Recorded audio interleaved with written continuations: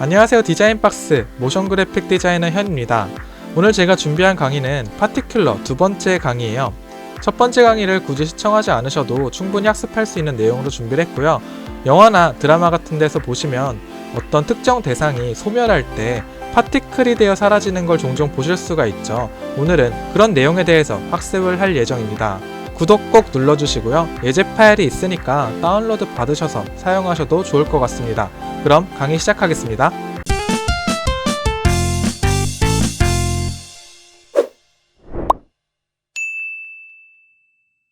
제가 두 개의 파일을 업로드를 해드렸어요. 그래서 이 파일을 쓰셔도 좋고 여러분들 소스가 있다라고 하면 여러분들 걸 사용하셔도 좋습니다. 일단은 저는 이걸 이용해서 강의를 시작을 해볼게요. 이 두 개의 파일을 드래그해서 애프터 이펙트 레이어 창으로 가져옵니다. 아니면 애프터 이펙트 레이어 창에서 임포트 버튼을 클릭을 해서 파일 그리고 두 개의 레이어를 선택한 후에 임포트를 시켜도 괜찮아요. 일단은 소스를 가져왔고요. 뉴 컴포지션을 만들어 줍니다. 이름을 파티클이라고 짓고요. 해상도는 1080으로 만들어 준 다음에 듀레이션 시간은 한 20초 정도로 만들어 줄게요. 그리고 이 두 개의 오브젝트를 파티클 컴포지션 안으로 가져옵니다. 오브젝트 레이어가 백그라운드 레이어보다 위에 있어야 돼요. 아래에 있으면 안 보입니다. 이 상태에서 마우스 우측 클릭을 해서 뉴 솔리드 까만색 배경을 가진 솔리드를 하나 만들어 줍니다. 그리고 제일 상단에 놓을게요. 그리고 얘는 이름을 파티클이라고 지어줍니다. 그리고 이펙트 앤 프릿에 들어가서 파티클이라고 입력을 해주면 파티큘러라고 뜨죠. 이걸 드래그해서 파티클 솔리드로 가져옵니다. 파티큘러 속성을 가지게 되죠. 그리고 오브젝트와 백그라운드 레이어는 꺼줍니다. 파티클을 조금 잘 보이게 하기 위함이고 다른 의도는 없어요. 재생을 한번 해줄게요. 파티큘러가 잘 재생이 되는 게 보이시죠? 그럼 이 상태에서 몇 가지 옵션을 만져볼게요. 파티클 세부 속성에 들어가서 에미터를 클릭을 해줍니다. 파티클 세크가 파티클의 입자의 개수를 조절을 하는 건데요. 지금 100개의 입자가 뿌려지겠다라는 의미예요. 근데 이거 나중에 한 20만 개, 10만 개 정도로 올려줄 건데 지금은 한 2000개 정도로만 올려줄게요. 그리고 밑에 들어가면 파티클 마스터라는 게 있어요. 이 마스터를 클릭해서 열어줍니다. 그러면 여기 사이즈라고 되어 있는 부분이 있죠. 이거는 한 이 정도로 클릭을 해줍니다. 그리고 사이즈 오버라이프라는 게 있어요. 이것도 한번 열어볼게요. 그러면 이 우측에 프리셋이라는 게 있어요.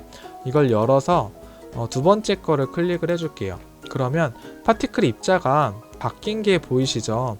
아까는 처음부터 끝까지 같은 크기의 입자였는데 지금은 막 생성된 입자와 조금 시간이 지난 입자의 크기가 달라진 걸 보실 수가 있어요. 이 그래프를 보셔도 확인이 되는데요. 이게 사이즈예요. 그래서 처음에 시작할 때는 사이즈가 크다가 점점 시간이 지날수록 사이즈가 작아져서 없어지겠다라는 의미예요. 이거 밑에 보시면 오파시티 랜덤이라는 게 있는데 수치를 한 30 정도 입력을 해볼게요. 조금 바뀐 게 보이실 거예요. 왜냐면 이게 투명도라는 뜻인데 투명도가 파티클마다 조금씩 다르겠다라는 의미예요. 그래서 한 30 정도 수치를 입력을 해주시고요. 그리고 밑에 보면은 피직스라는 게 있어요. 이거를 또 클릭을 해줍니다. 그럼 여기 밑에 에어라는 게 있을 거예요. 에어를 클릭을 해줘요. 밑에 보면은 윈드라는 게 있어요. 윈드 XYZ인데 이거는 파티클을 어떤 방향으로 날려줄 건지 바람을 불어서 파티클을 날려보낼 건지를 결정을 하는 거예요. 근데 저는 우측 상단으로 파티클을 날리고 싶어요. 그러면 X축이 이쪽이고 Y축이 이쪽이죠. X축으로 한 80 그리고 Y축으로 마이너스 70 정도 수치를 입력한 후에 그 다음에 한번 재생을 한번 해볼게요. 그럼 파티클이 우측 상단으로 바람의 영향을 받아서 날아가는 걸 보실 수가 있어요. 하지만 이렇게 방사형 파티클을 원하는 건 아니에요. 저희는 조금 더 다이나믹하게 움직였으면 좋겠는데 그러려면 밑에 터뷸런스 필드라는 걸 클릭을 하셔야 됩니다. 터뷸런스 필드 앞에 삼각형을 열어주고요. 밑에 어펙트 사이즈라는 게 있어요. 이 수치를 조금만 올려줍니다. 사이즈를 조금 다이나믹하게 바꿔주는 역할을 하고요. 그리고 어펙트 포지션을 조금 수치를 올려볼게요. 그러면 아까와는 좀 다르게 파티클 입자가 좀 다이나믹하게 움직이는 걸 보실 수가 있어요. 아무리 입자지만 힘도 받고 저항도 받기 때문에 같은 방향으로 계속 일정하게 가는 거는 말이 안 되거든요. 근데 저희가 지금 터뷸런스 필드와 바람에 영향을 줘서 이 파티클이 조금 더 다이나믹한 운동을 하도록 설정을 해준 거예요. 이 파티클을 저희가 아까 전에 만들려고 했던 이 오브젝트에 적용을 한번 시켜볼게요. 그러려면 오브젝트를 3D 레이어로 만들어야 돼요. 애프터 이펙트가 기본적으로 3D 레이어를 만들 수 있는 속성을 가지고 있어요. 그래서 여기 3D 레이어 이 부분에 체크를 해줍니다. 백그라운드는 체크할 필요 없고요. 파티큘러를 적용할 이 오브젝트 레이어에만 체크를 해주면 돼요. 이 상태에서 파티클 속성으로 다시 들어갑니다. 그러면 에미터 밑에 에미터 타입이라는 게 있는데 지금 포인트로 되어 있을 거예요. 이 포인트를 클릭을 해서 레이어로 선택을 해줍니다. 그러면 몇 가지 창이 비활성화 되면서 밑에 레이어 에미터라는 게 활성화가 될 거예요. 이 레이어 에미터를 열어줍니다. 그러면 이 레이어 옆에 None이라고 되어 있어요. 나는 아무 레이어도 가지고 있지 않다라는 뜻인데 이 None을 클릭을 해서 파티클로 소멸시키고자 하는 오브젝트를 선택을 해줍니다. 그러면 뭐가 바뀌었어요. 근데 아직 보이시지 않죠? 한번 재생을 해볼게요. 아무것도 보이지 않죠? 파티클이 꺼져 있잖아요. 파티클을 켜고 다시 재생을 해볼게요. 그러면 진짜 미묘하게 지금 이 입자들 보이시나요? 그쵸? 이 오브젝트 레이어가 파티클이 되어서 이렇게 흩날리는 듯한 모션이 만들어져요. 근데 지금 되게 깨작깨작 조금씩 밖에 없잖아요. 그래서 제가 아까 전에 파티클 속성에서 이 파티클 세크 이 부분을 10만에서 20만까지 늘릴 거라고 말씀을 드렸던 거예요. 지금 2000으로 되어 있어요. 이 수치를 10만 입력을 해볼게요. 그럼 조금 더 많은 파티클들이 이 오브젝트를 이렇게 흩뿌리는 걸 보실 수가 있어요. 조금 더 자세히 보시려면 오브젝트 레이어를 한번 꺼보세요. 꺼보고 다시 재생을 눌러봅니다. 그러면 오브젝트의 이 모양과 형태가 그대로 유지가 되면서 이 오브젝트 자체가 파티클로 만들어지는 걸 보실 수가 있을 거예요. 그러면 이제 거의 다 끝났습니다. 이 상태에서 오브젝트를 다시 눈을 켜줄게요. 어떻게 날아가는지 확인했으니까 이제 이 밑에 있는 오브젝트를 파티클이 날아가면서 같이 사라지게 만들어야겠죠. 그래서 오브젝트에 마스크를 씌워줄 겁니다. 여기 툴바에서 펜 툴을 클릭을 해서요. 이렇게 펜 툴을 이용해서 마스크를 그려줄 거예요. 이 마스크에 애니메이션을 주면 이 오브젝트를 사라지게 만들 수가 있어요. 파티클이 우상단으로 날아가기 때문에 우상단으로 날아가는 모양에 맞춰서 밑에 있는 오브젝트를 사라지게 만들 겁니다. 오브젝트 왼쪽에 화살표를 클릭을 해서 마스크를 클릭을 해줄게요. 방금 저희가 그린 마스크가 선택이 됩니다. 마스크를 열어주고요. 마스크 패스를 키를 줍니다. 그리고 조금 뒤로 옮겨서 이 마스크의 모서리 2개, 이쪽 모서리와 쉬프트를 누르고 이쪽 모서리를 클릭을 합니다. 그러면 이쪽 2개의 모서리를 움직이실 수가 있을 거예요. 이 상태에서 이렇게 이동을 해서 이런 모양으로 만들어줘요. 재생을 눌러보면 이렇게 사라지는 게 보이시죠? 그쵸? 근데 경계가 너무 뚜렷하게 보여요. 이 경계를 모호하게 만들어주는 기능이 바로 패더예요. 이 패더 값을 올려줍니다. 그러면 이렇게 뭔가 경계가 좀 뭉개지는 게 보이시죠? 약간 그라데이션처럼 사라지는 게 보이실 거예요. 패더를 200 정도로 수치를 올려준 다음에 다시 한번 재생을 해볼게요. 이렇게 사라집니다. 아직은 조금 어색하죠? 너무 빨리 없어져서 그래요. 파티클의 속도보다 오브젝트가 사라지는 속도가 더 빠르기 때문에 부자연스러운 게 보이는 거예요. 그래서 지금 이 키를 조금 더 벌려줄게요. 클릭을 하고 조금 이동을 시켜줍니다. 1초에서 3초, 이 정도 한 2초 정도의 시간 동안 사라지는 게 자연스러울 것 같아요. 그래서 재생을 한번 해볼게요. 그쵸? 이제 뭘 더 해야 될까요? 파티클 입자가 너무 적어요. 그래서 아까 전에 제가 말씀드린 대로 파티클 입자의 수를 늘려줄 거예요. 파티클 다시 들어가서요. 입자의 수를 20만 개로 늘려줍니다. 컴퓨터가 좀 느리면 상당히 버벅일 수가 있어요. 에펙이 느려진다. 그러면 램을 증축을 하세요. 그러면 훨씬 더 에펙을 빠르게 여러분들 사용하실 수가 있을 거예요. 다시 한번 재생을 해보면 아까보다 훨씬 더 입자가 많아져서 그런지 좀 풍성하게 사라지는 것 같은 느낌을 받으실 수 있을 거예요. 근데 조금 아쉬운 게 밀도감을 올려줘야 되는데 저희가 아까 바람을 X축, Y축으로만 불다 보니까 이 입자가 딱 그냥 이쪽으로만 흩날려요. 그래서 Z축으로 바람을 좀 줄 거예요. Z축으로 50 정도의 바람을 주면 그러면 조금 더 공간감 있게 파티클이 퍼지는 걸 보실 수가 있고요. 그리고 지금 또 하나의 문제가 오브젝트가 다 사라진 다음에 파티클이 계속 유지가 돼요. 근데 파티클도 같이 사라져야겠죠. 같이 사라지게 하려면 파티클이 더 이상 생성이 되는 걸 멈추게 해야 돼요. 그래서 파티클 들어가서 파티클 여기 파티클 세크 들어가면 저희가 아까 20만 개의 파티클이 생성이 될 거라고 했잖아요. 근데 이거를 키를 줄 거예요. 그래서 오브젝트가 사라지기 시작하는 시점부터 사라져야 되니까 한 이 정도 시점에서 파티클 세크에다가 키를 하나 줍니다. 그리고 조금 시간이 지나서 완전히 사라졌을 때 20만 대신에 0을 입력합니다. 그럼 이 파티클은 이쯤에서 20만 개의 파티클이 생성이 되다가 1로 오면서 점점 줄어들어서 0개의 파티클이 생성되는 그런 구조를 가질 거예요. 다시 한번 재생을 해볼게요. 아까보다 훨씬 자연스럽게 파티클로 사라지는 걸 보실 수가 있죠. 이거를 조금 더 뭔가 더 자연스럽고 더 멋있게 파티클로 사라지게 하시고 싶으면 아까 전에 제가 파티클 세크에다 입력했던 20만 개보다 훨씬 더 많은 파티클을 입력을 하셔도 돼요. 조금 더 밀도감을 높여보겠는데요.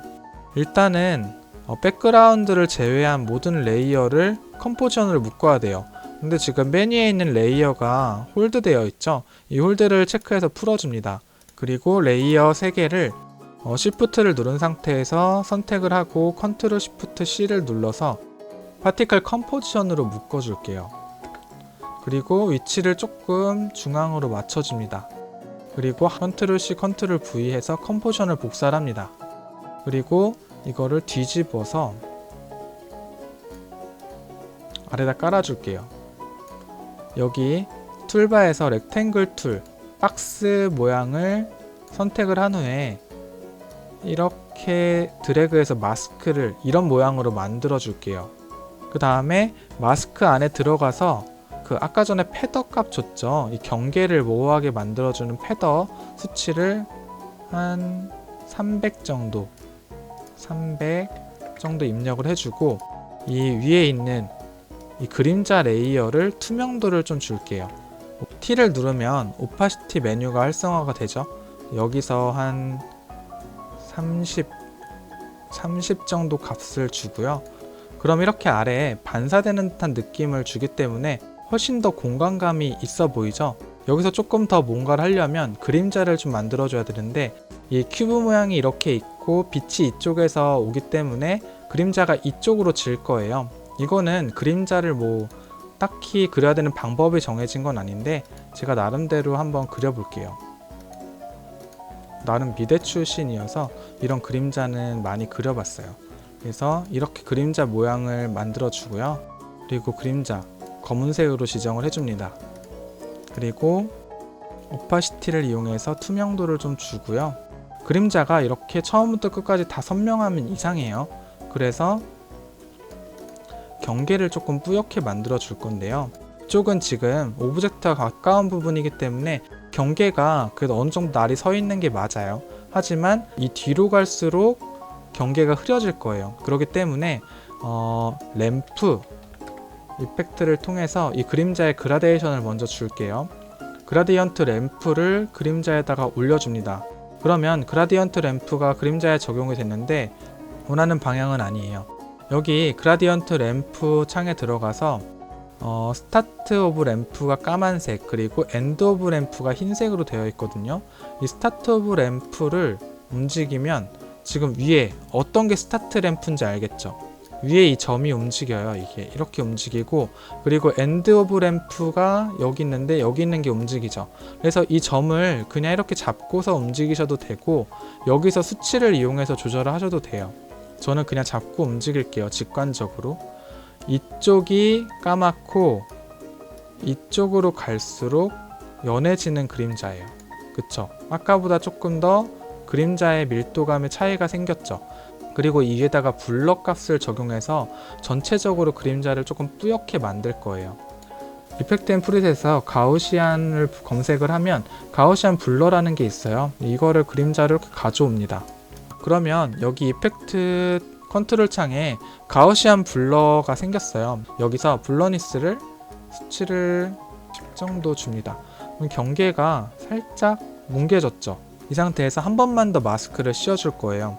왜냐하면 지금 일로 갈수록 흐려지고, 그리고 전반적으로 가우시안 블러를 먹여서 밀도감의 차이가 있지만 조금 더 이 밀도의 차이를 줄 필요가 있어요. 왜냐하면 그림자 안에서도 공간감이 느껴져야 되거든요. 그래서 이 처음에 이 오브젝트와 가장 가까운 부분은 선명하게, 뒤로 갈수록 연하게, 그리고 그림자도 이쪽에 지금 빛이 있기 때문에 앞은 진하고 뒤는 또 연해야 돼요. 근데 지금 이쪽으로 X축으로의 차이는 있지만 이쪽 뒤쪽으로는 차이가 없죠. 그래서 이 뒤쪽으로도 점점 갈수록 연하게 만들어 줄 거예요. 그림자를 이 렉탱글 툴을 이용해서 마스크를 줍니다. 근데 렉탱글 툴을 클릭을 하고 바로 이렇게 그림자 위에다가 그림을 그리면 렉탱글 툴이 하나 더 그려져요. 근데 이렇게 하시면 안 되고요. 렉탱글 툴을 선택을 한 후에 여기 우측에 가시면 지금 별표 모양으로 체크가 되어 있는 게 그림을 그리겠다라는 뜻이고, 이 별표 옆에 있는 게 마스크로 그림을 그리겠다라는 뜻이에요. 그래서 이 별표가 체크되어 있으면 이렇게 그림을 그릴 수 있게 뭔가 솔리드가 추가가 되는 거고요. 마스크를 클릭을 한 후에 드래그를 하면 마스크로 그릴 수가 있는 거예요. 그래서 저는 한 이 정도 마스크를 그린 후에 이 마스크에다가 패더 값을 이용해서 경계를 줄 거예요.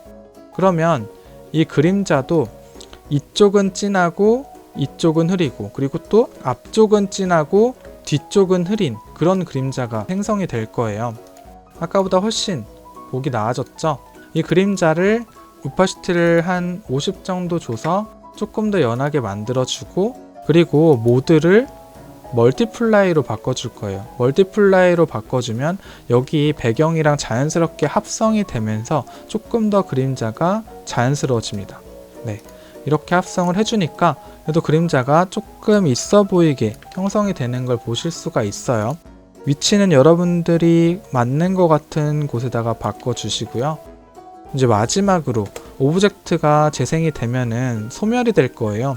근데 그림자는 남아있어요. 여러분들 여기서 그림자도 같이 저렇게 사라지는 이펙트 효과를 줘야 되는데 그것까지는 너무 힘드니까 그림자는 자연스럽게 오파시티로 없어지도록 키를 줍시다.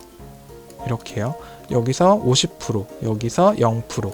그러면 자연스럽게 그림자도 사라지는 그런 모션을 만들 수가 있습니다. 파티큘러를 이용해서 박스가 소멸되는 애니메이션, 그리고 반사나 그림자를 이용해서 밀도감을 높이는 방법까지 조금 디테일하게 알아봤는데요. 여러분들 하시면서 궁금한 점이나 아니면 강의가 더 필요한 부분들, 이해가 안 되시는 부분들이 있으면 자유롭게 댓글 남겨주시고요. 구독 꼭 눌러주시고 다음 강의에 또 찾아뵙도록 하겠습니다. 감사합니다.